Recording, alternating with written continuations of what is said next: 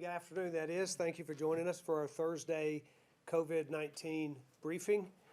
Our efforts to get out as much information to Tennesseans as possible as we attack this COVID-19 virus in our state. We want to keep you informed of where we are, of the progress that's being made, of what people are doing all across this state, including every Tennessean, to make sure that we mitigate the spread of this virus in our state. Before we get started today, I just want to thank a particular group of companies, an industry that is making a good faith effort to support Tennesseans during this uncertain time. You know, because Tennesseans are doing their part and staying at home, the number of drivers on the road has plummeted, and also the number of accidents has plummeted as well. We're seeing significantly less accidents, and I want to commend auto insurance carriers, many companies across our state, for returning savings directly back to Tennessee customers. Many companies are doing that. We've heard of reports of that all across the state, and we're grateful to the auto industry for what it's doing to help Tennesseans. We're all in this together. Today we have 4,634 confirmed cases of COVID-19 in our state. We have lost 94 Tennesseans to COVID-19, and 921 cases have recovered. Our team is working very hard, diligently, daily to make sure that every community has access to life-saving personal protective equipment. You've heard me talk about that many times. To date, our Unified Command Group has made more than 1,300 shipments of PPE to all 95 of our counties, many of them on multiple occasions. But we need to continue this effort to procure PPE, as we know that there are shortages all across the country. So yesterday I signed Executive Order 25 to ensure that our efforts to gain that much needed personal protective equipment will continue. The order extends previous actions like keeping dental clinics closed. It also covers all procedures that are elective, non-urgent, and can be delayed until after April 30th without risking serious adverse consequences to a patient. Today I want to also talk a little bit about what we're doing in education, a very important subject to every Tennessean that has children that have been in school, and to every Tennessean that cares about the future of our state. Today, Tennessee Department of Education Commissioner Penny Schwinn has joined me. I'll have her up in a few minutes to give an update on what we're doing in our state with regard to education. You know, COVID-19 has disrupted the lives and the livelihoods of Tennesseans all across our state, and our students and teachers in particular have faced disruption. Parents are serving as educators at home, and I empathize with the pressure that parents face as they make attempts and efforts and work diligently to make sure that their kids are getting educated while they're not in the school building. The Department of Education's work to provide resources for all levels of learning as we navigate in this unprecedented time when kids are not in school. The department worked out a partnership with PBS stations across the state to offer 1st to 8th grade students up to 30 hours of instructional lesson a week. This instruction is made possible by Tennessee teachers. They are teaching Tennessee curriculum through this partnership with PBS. We've also worked to ensure that there's support for early literacy. We built a partnership with an early education app to provide short videos and free resources for Tennessee families with children from birth to 3rd grade. And these videos focus on topics like literacy and math. These learning supports are built specifically to assist parents and caregivers as we navigate a pause from the classroom. Our department's also hard at work preparing a new funding support. With the passage of the CARES Act, the Department of Education is preparing to deploy one-time relief funds to school districts as soon as those funds from the federal government become available. These federal funds will support meal preparation and distribution, extend learning opportunities for all students, internet and hardware accessibility, and address student needs related to homeless and high mobility populations. So our department is working hard to serve children in every corner of our state. And when I close my remarks, Commissioner Schwinn will add further to those comments. We've talked about the importance of technology as we carry out our fight against COVID-19. We're excited to announce that we're partnering with Nextdoor, the neighborhood hub, to provide official, real-time information to the residents of Tennessee about the state's response to COVID-19. The partnership will allow us to reach thousands of neighborhoods with critical information throughout this unprecedented time. All Tennessee neighbors on Nextdoor will automatically receive messages. If you're not on Nextdoor, you can, and you're interested in joining your Nextdoor neighborhood, you can visit nextdoor.com to download the free app. Now I'd like to ask Commissioner Schwinn, before we open it up to questions, to come up and give an update on what we're doing in the Department of Education.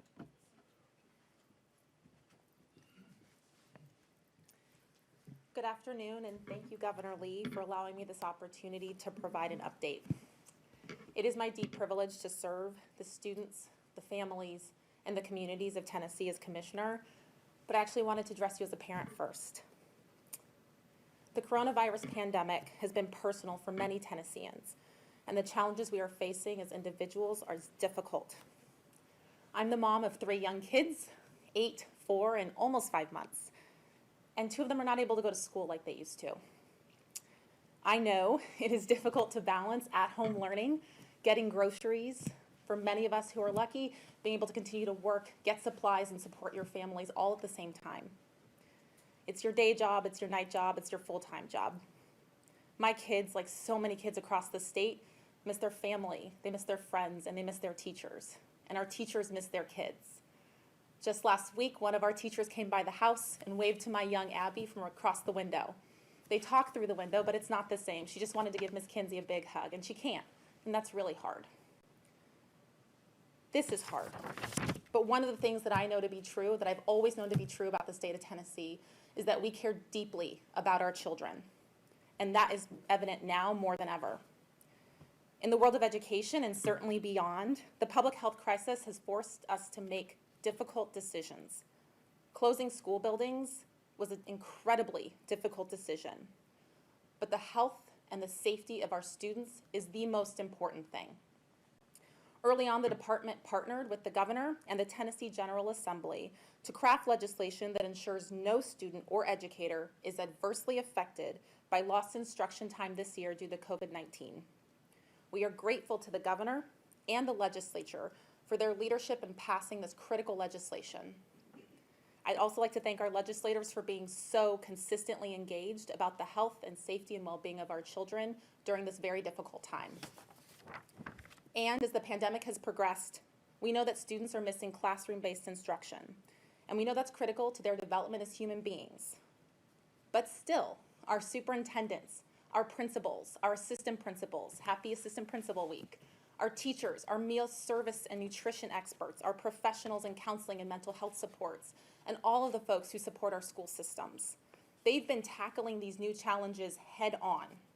They're working to develop local plans and continue instruction and learning and support of our children, even when our school buildings are closed. What does it look like to provide school-based meals during a public health crisis? What does it mean to provide education, even at a distance, when you can't see your kids in person every day? How do we, under these new circumstances, support teachers who are working incredibly hard to support students? And how do we ensure our students are prepared for the next step? Our work at the department for the last month has been laser focused on our districts and their plans, their local plans to support our students and our teachers to ensure that our children are safe and fed and healthy and cared for. Our teachers have been working incredibly hard to pivot quickly to provide distance instruction for their children who they love dearly. Some of our first steps as a department to respond to COVID-19 and the crisis that we are all involved in involve developing resources, guidance documents, and toolkits. And these are things that districts can utilize and are available online. And those toolkits range from everything from how to support distance learning, how to have meal preparation and distribution at the local level, How do we serve our children with disabilities and our English learners? How do we provide information on internet and hardware accessibility and some of the discounted and negotiated rates that the department has done over the last several weeks?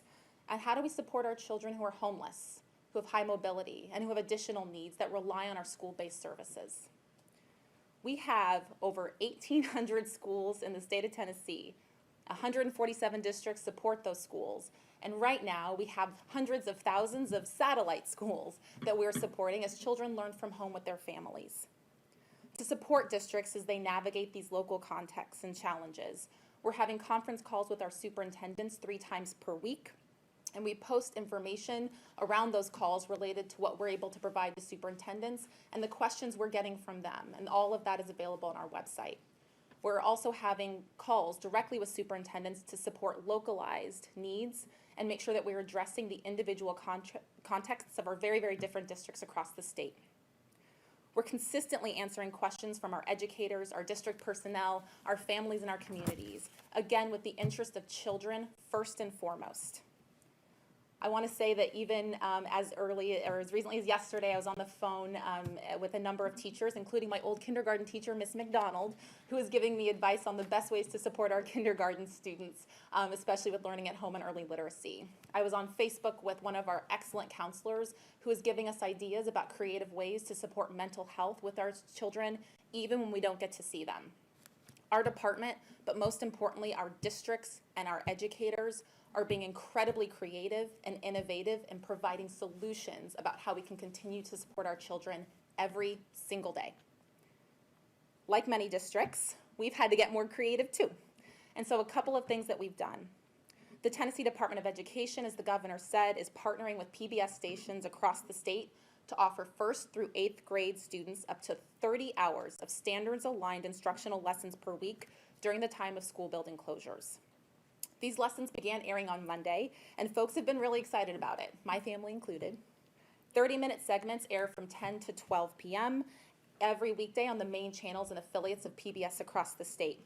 And broadcast programming has been available for English language arts and for mathematics. The lesson plans and student work packets are posted on the department's website for teachers and families and communities to use. The video lessons are also posted on the department's YouTube page as they air. I also want to note that the videos are closed captioned because we want to make sure that these lessons are accessible for all of our Tennessee students. We are so grateful to PBS and to our Tennessee teachers across the state who have done this work so quickly and with so much enthusiasm for what this means for kids. Kind of stepping to the side for a second, I want to say as a mom, I am also very, very grateful for the work that has happened with the PBS partnership. My daughter Ellie watches them every single day. It's something that we get to do together. And even though she cannot see Ms. Schultz, her teacher, in classrooms, it gives her some level of comfort to be able to see the carpet and the whiteboard and a teacher doing the same thing she could expect even if school buildings were open. So thank you to those Tennessee teachers. As one mom in the state, this means a lot to our families. Another important partnership that we secured related to early literacy, and that's the Ready Rosie app. We secured a statewide partnership with Ready Rosie, an early education app to provide short videos and free resources with simple, engaging activities for Tennessee students from birth to 3rd grade. Ready Rosie, the model movement, videos, they're simple, they're fun, they're easy to use. We have over 3,000 folks who are already signed on, and they're quick 15-minute activities that you can do at home with your children. And I will say, me and my little Abby, we do that every day, and it's something really exciting. It comes to your phone, you get to take a moment, and it's something special she gets to do with mom and dad. They're great ways to support early literacy at home, even when our school buildings are closed. In addition to the great programming that's happening in schools and districts and at the Department of Education, we also have state-level supports, and the department has been focused on positioning our state to receive federal funding through the CARES Act. The CARES Act does provide $2 trillion in emergency relief funding related to COVID-19, and $30.75 billion is nationally given for the education stabilization funding. Through this legislation, Tennessee school districts are eligible to receive one-time relief funds allocated based on our Title I formula percentages. Each state is required to submit a plan that the U.S. Department of Education must approve, and we expect those applications to be available by mid to late April. To gain as much input as possible for this one-time relief funding, the department has launched 2 surveys, one public survey and one specific to superintendents, to get broad stakeholder feedback and to inform our state's application. We are also getting feedback through emails, through calls, and through continuing engagement with all of our stakeholders. Due to the timeline and our absolute commitment to get resources to districts as soon as possible so they can continue to support our children, we are asking for feedback to be submitted by the close of business on Monday, April 13th. As we look at what comes next, we'll continue to do all that we can to support our schools, our educators, and our children. We've got to take care of our kids, and I want to personally thank every single school stakeholder, our superintendents and principals and teachers, the folks who are distributing meals every single day to our kids, ensuring that our kids are fed and safe and healthy, our school counselors, our special education teachers, the folks who are driving buses and dropping off meals and work packets, and our community members and volunteers across the state who have put the focus on kids where it belongs. The way that you have stepped up for our school communities continues to be awe-inspiring, impressive, innovative, and important. Our kids are counting on us. They're always counting on us. And it never, ever, ever crossed my mind that the folks who are working in our schools every day would do anything less than what they are doing now. Our state is about kids, always has been about kids, and our districts are doing incredible work. As a state, we will remain focused on this. As families, we will get through this together, and we are going to be better for it. I just want to say thank you one more time to our school communities. You're doing a great job. Keep it up. Thank you very much. Thank you, Commissioner Schwinn. We very much appreciate that. We're very much committed to, as you can see, her passion for, but our commitment to our children in this state and to our families through our educational efforts. Okay, Dr. Piercy, I'd like to ask you to come up and give a health report, and then we will answer questions. Thank you, Governor. Good afternoon, everyone. As the Governor mentioned, we have 4,634 cases, which represents a 6.2% increase over yesterday. The good news is we are approaching 1,000 people that are in the recovered state, and that number continues to grow. The other number that we're proud of is that our testing numbers are approaching 60,000 and growing by the day. A couple of data points that you may want to draw your attention to. Even just since yesterday, we have had improvements in our race reporting, and so those updated numbers on our website. And then new today is a posting of deaths by age. Unsurprisingly, you will notice that over 80% of all of the unfortunate fatalities we have had have been in the 60-plus age range. That breakdown is also on our website today. I want to take a moment to talk about modeling, because that's something that a lot of people are looking at and are concerned about. But I want to tell you from a physician's standpoint and from a hospital administrator's standpoint how we interpret that. You know, models vary widely, and they're just that. They're predictions based on usually historical data. And when we're looking at our planning efforts, we look at many, many data points, and this is just one of them, is modeling. But I can tell you the most important data point is what we see on the ground. And as I referenced, I did function as a hospital administrator for almost 10 years prior to coming into this role. And I can guarantee you that every single day, I knew and all of the hospital administrators know exactly what their resources are that day and what they can leverage if they need to surge. This is why we use the most important data point as communication with hospitals, both individually and through the hospital association, as well as through our resource tracking system that you've heard me talk about called HERTS. So I just caution you to look at all the different models and use those as data points to inform you, but not to rely upon those exclusively. We're taking that same approach. Finally, I want to tell you about a couple of things to expect tomorrow. So tomorrow we will be publishing for the first time the nursing home list. This is something that we've referenced in previous days, and as pursuant to a letter that I sent out a couple of weekends ago to all long-term care facilities, they are now required to report to the department anytime there are 2 or more cases of COVID-19 in residents or in staff. So starting tomorrow, you will see a list of these facilities that have reported to us posted on our website. I do want to remind you, this does not necessarily infer any type of wrongdoing. This is just facilities that have had positive cases. As I've said sometimes, even the best laid plans and the best practices still can't prevent all cases from coming in. So I will give you that caution when you're interpreting that list. Finally, tomorrow, we are going to do 2 mass testing events in 2 of our correctional facilities, Bledsoe County Correctional Facility and Northwest Correctional Facility.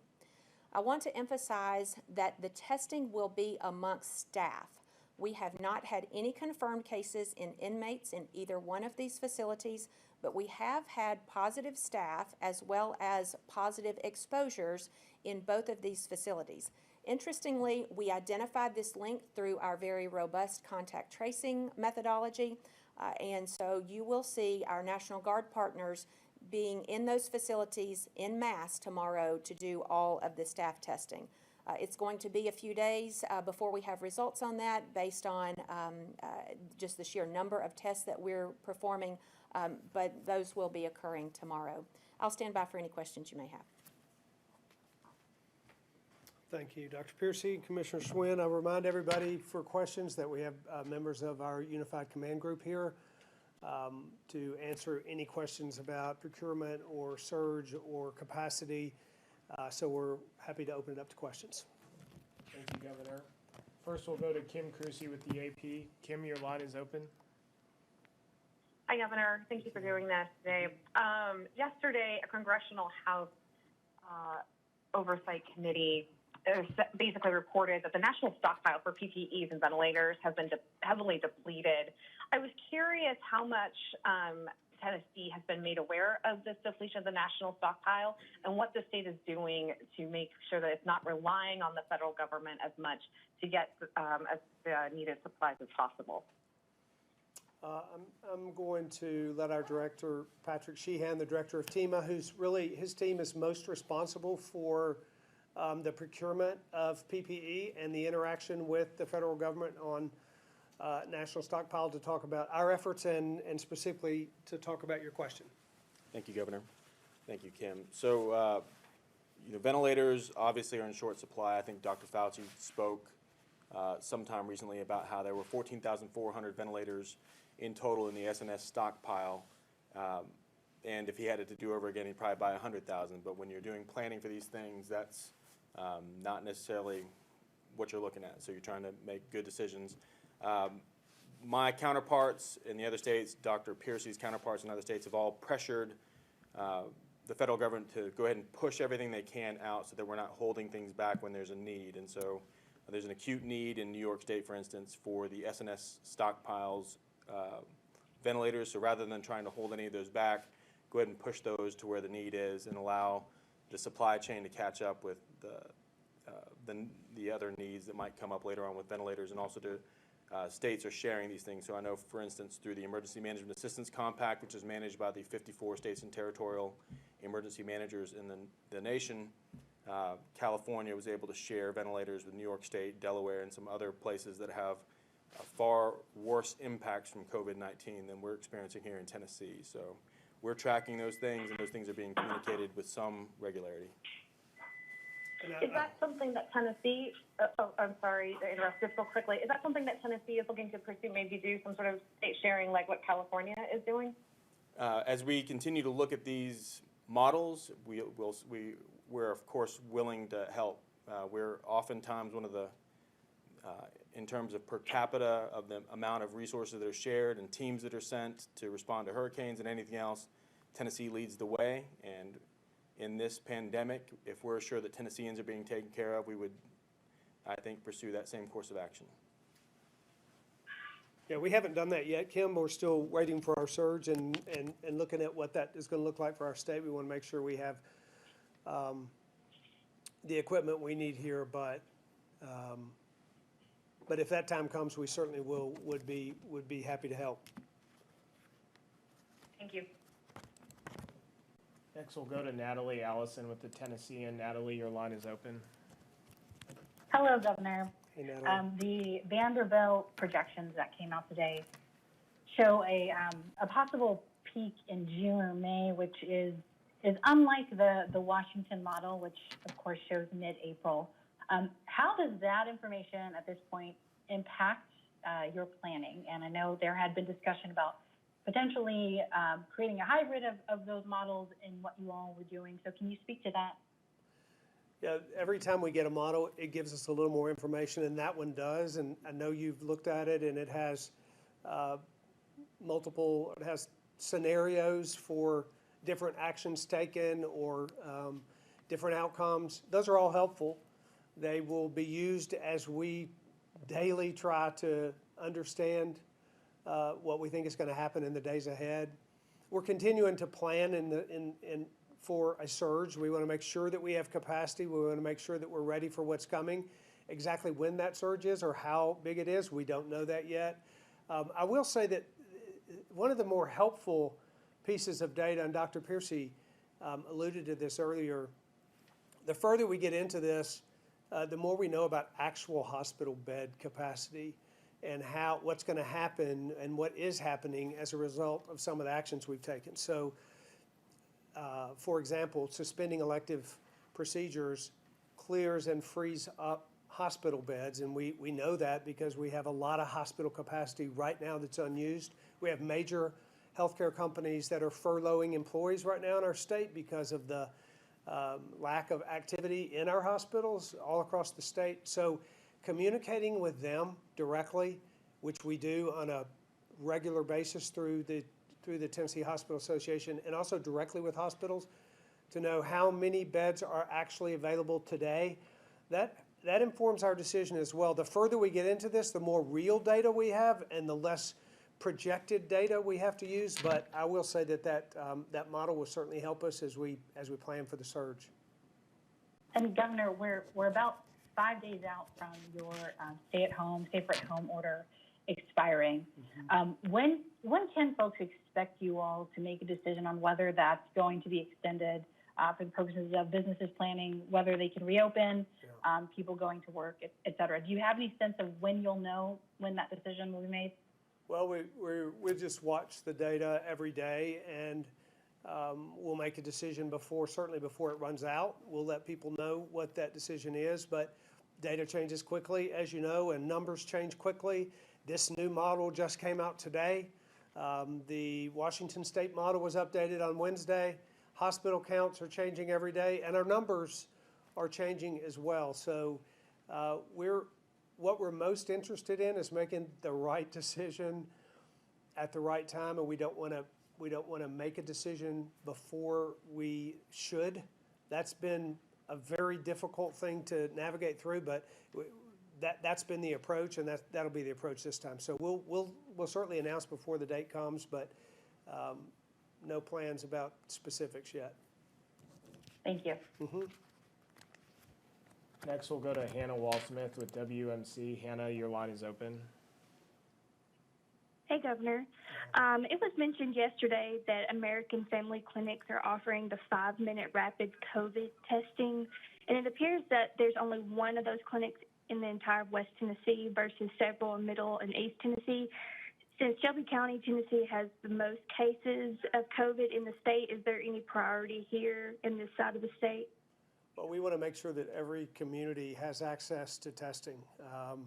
We have made very strong efforts in every community, including Shelby County. Significantly, your private providers there as well are providing significant testing opportunities. We are trying to get into every neighborhood and are in neighborhoods. We're utilizing nonprofits in neighborhoods to reach out to encourage people to get tested. That particular company and that Abbott Lab machine and testing capacity they have, that's a private company. Their facilities are, their facilities are limited to where they have those private facilities. But we know that there's going to be more of that Abbott testing coming online in the next few weeks that'll provide for point of care testing in a lot of places across our state. But we're committed. We're committed to testing. We're committed to testing in every part of the state, and we've ramped up that and made widespread testing available. And let me say this, we're not aware right now of any testing facility that is turning away people who request a test. Now, these of course are people who qualify for a test and who have been referred to a test or are presenting with the appropriate symptoms, but we're not turning away people for tests right now. And if we find a place that is, or if there is someone out there who, if there are folks out there that are being turned away, we want to be made aware of it, because we're trying to get ourselves in a position where folks are not turned away, and in fact, developing strategies to ramp up testing significantly all across the state. So we have a strong commitment to it. Thank you. And can you specify any locations of the 35 care sites that you announced Monday? Are those any of those in Shelby County or Memphis? Health department, if they're available to be seen on the Tennessee Health Department website. And there's a health department, there is testing at every health department in every county in the state. So as well as a number of other opportunities to have testing in Shelby County. So that information is available on the website. Thank you. Thank you. Next, we'll go to Sam Stockard with the Daily Memphian. Sam, your line is open. Yeah, thanks, Governor. Now, we've been asking some of the Memphis hospitals for information on the numbers of beds, ICU beds, and ventilators used by COVID patients specifically. And they say they have that information, but that the state has told them not to release the numbers. Is the state telling them not to release that? And if so, why? Because wouldn't it help local officials make better decisions? Yeah. Dr. Pierce, you want to answer that? Sure. On hospital level reporting, we have not given any mandate to not share that information per facility. If facilities want to share that, they're welcome to do so. Their general, what we call sunny day capacity, is widely available. That's publicly reportable. We report information on an aggregate basis statewide, but if facilities want to share that themselves, there are no restrictions from us to do so. But has there been any encouragement for them to do that? It's always been up to them. We have neither encouraged nor discouraged, but if they find that a useful data point to share, they are encouraged to do so. Okay, thank you. Next, we'll go to Jason Lamb with News Channel 5. Jason, your line is open. Thank you, Governor. Staying on the line of questioning just about testing, the Trump administration has said it's pulling back federal support for the FEMA-administered community-based testing sites. I was wondering what impact that's going to have here in Tennessee and testing that's going on here. You know what, Patrick, I'll let you make a comment on that. Patrick, our TEMA director who works with FEMA, but we don't believe there's going to be any impact, particularly in light of the fact that we're expanding our testing efforts across the state. But you want to comment on that? Yes, sir. So our testing in Tennessee has been done, local health departments, the Tennessee Department of Health and the National Guard, along with private providers. We have not had, in Tennessee, we've not called upon the federal government to assist us with our testing. We've used resources. We've asked for federal support with getting some testing supplies occasionally, but these have been Tennesseans and Tennessee companies supporting our testing efforts. Great. And Governor, I also wanted to know, just with so many people out of work right now, so many unemployment claims being filed, we've seen the jobs for TN site facing computer system failures. How accurate do you feel that Tennessee's reported unemployment rate is right now? Do you have a sense that it might actually be much higher than what the data shows because so many people are having problems getting their claims through? Yeah, let me first just say, we know what a challenge it's been for those who are trying to file for unemployment through the state. We are aware that that's created a great hardship for people. We're working really hard to overcome that, but we acknowledge and we know that that's been challenging. As you know, we're having 25 times more filings than we have than we traditionally have. That's put an enormous strain. We have, significantly increased our resources, gone from 20 folks to I think 250, and we're working to upgrade that system. So we're working hard to change it, but we acknowledge and we know that that's been a real struggle for folks. We do think the data is appropriate and information is correct, because we have, to the degree that someone actually files the claim, we know that we capture that data.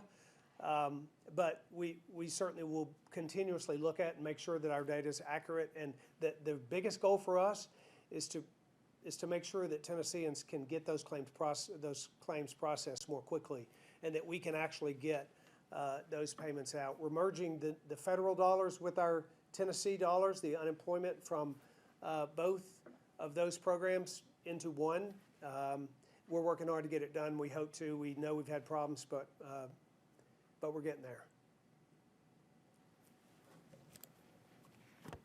Next, we'll go to Larry Stone with 94.1 in Cookeville.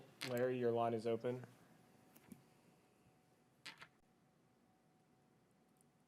Larry Stone, your line is open. Okay, we'll continue on.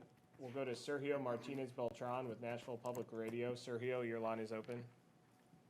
Thank you, Gillum, and thank you, Governor. I do have a question. Governor, you've talked a lot about, the self-employed and how the state will be helping them during this process. But can you talk about specifics? What is the state going to do with people that are self-employed? Well, what we talked about specifically yesterday was clarifying and making certain that those who file 1099s and who are self-employed, that they can apply for the same unemployment benefits that any other displaced worker can. There was some uncertainty about that, and that actually it required guidance from the federal government in order for us to opt into that program, but we have. That specifically is what we talked about yesterday. I think that answers your question. But yesterday you talked about how the Department of Labor was changing some codes. I want to make sure I got that right. Was what, Sergio? Yesterday you mentioned that the Department of Labor was changing some codes to make sure that the self-employed qualified. I know we just actually had to opt into the federal guidance and make sure that we followed the steps so that they could in fact apply and receive those same unemployment benefits, and they will be able to do so. And one of the things we said was, if you are self-employed and you filed for unemployment, you're logged into that, so there's no need to go back and refile. You'll receive those benefits just like any other displaced worker will. Thank you. Mm-hmm. Next, we'll go to Andy Scher with the Times Free Press. Andy, your line is open. All right, thank you. Commissioner Piercy, getting back to the testing, this Vanderbilt model was saying that social distancing is working. However, it says that if you all get this up too soon, there's going to be a surge, and hospitals are going to be hard pressed, and as many as 5,000 beds being filled. So I realize that you were saying that there are different models, but how much are you taking that into consideration? That actually brings up a good point that I should have mentioned earlier, and I didn't. Every model, depending on, and no matter what you look at, there are assumptions made in those models. And I would encourage you, when you're looking at any of those, to look at that fine print and the assumptions that are made. Specifically as it pertains to the Vanderbilt model, we've been in communication with the experts there last night and today about the new data that they added for what is to happen in June if social distancing measures are reversed. It's our understanding, and this is subject to change based on further conversation, but it's our understanding that that model that projects a big surge in June is contingent upon complete reversal of the current social distancing practices. I don't believe anybody expects that to happen. But it's really hard, and I did reference earlier about modeling being based on previous action and historical data. So it's really hard to predict what somewhere in the middle would look like as we think about, and as everybody in the nation is thinking about, how do we incrementally bring these things back online? So it's sort of an all or none scenario, and so we expect, based on what social distancing efforts are maintained or are relaxed, it to be somewhere in the middle. Well, I mean, that was, if I could follow up, that's exactly what they were saying, that it could be, you know, it wouldn't be that bad. But again, that all hinges on you all continuing this order to the extent that you have, does it not? So what we're looking at is where does that fall in the middle? It's not all, it's not none, and how we can ratchet up our efforts to open back up the economy while still maintaining a reasonable epidemiological curve. So your point's well taken. It's not going to be all or none, but we are looking at how we can do that incrementally. Thank you. That's all the time we have for questions today. Governor, if you would like to make a closing statement. No, thank you all for being here. Thank you for all of you who joined and questions you answered. Remember that we are all in this together. You, every single person listening here has a job to do out there, and that's to continue on the same path that we have. We are encouraged with the direction that things are moving, albeit slow, but we're moving in the right direction, and it's because of the efforts that you have made. Continue to make those efforts, continue to work together, and we will get through this together. As we observe Good Friday tomorrow, we will not be having a briefing on tomorrow afternoon, but we'll be back on our regular briefings on Monday. Do your part and stay apart. Thank you.